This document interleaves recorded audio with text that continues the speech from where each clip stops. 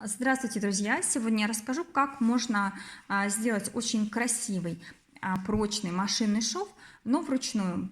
Например, его можно использовать для подшивки джинс. К примеру, это у нас джинсы, и мы их подошьем. Очень красиво будет выглядеть, как на машинке.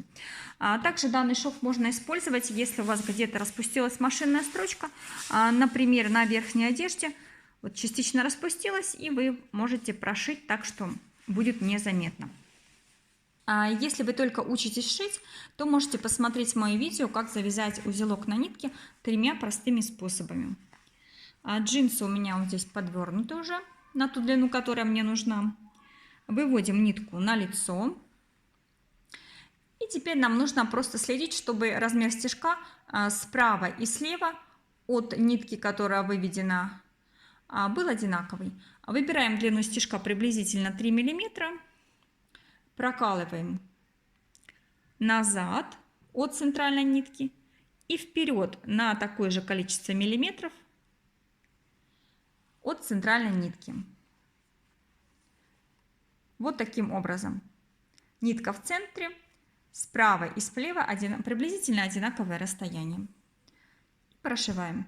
Теперь возвращаемся в исходную позицию, там, где у нас закончился первый стежок. И таким же образом отмеряем одинаковое расстояние справа и слева от центральной нитки. И делаем еще один стежок. Еще раз возвращаемся назад в исходное положение, где закончился предыдущий стежок. И выводим иголку немножко вперед на такое же расстояние от центральной нитки. Вот она.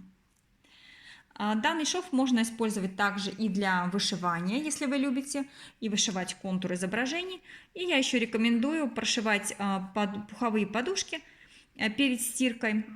Если вы не уверены в напернике, то тогда можно таким образом прошить и смело стирать в стиральной машинке пуховые вещи. Не только подушки, но и одеяло. Если вам интересно, как это сделать, с подробными объяснениями от А до Я, можете посмотреть мой плейлист, ссылочка будет внизу.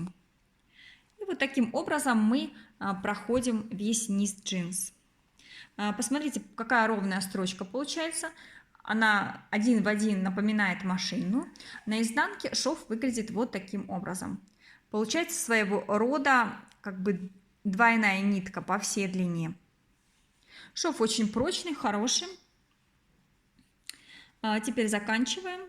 Выводим на изнанку. Там, где нитка вышла, мы немножечко захватываем ткани, не выходим на лицевую сторону. Проводим нитку в образовавшуюся петельку, проводим иголку. Один раз затягиваем. И еще раз повторяем эту же процедуру в том же самом месте. Обязательно необходимо сделать 2 раза, иначе вы не закрепите шов. Еще раз проводим в петельку и фиксируем. Шов очень прочный, аккуратный.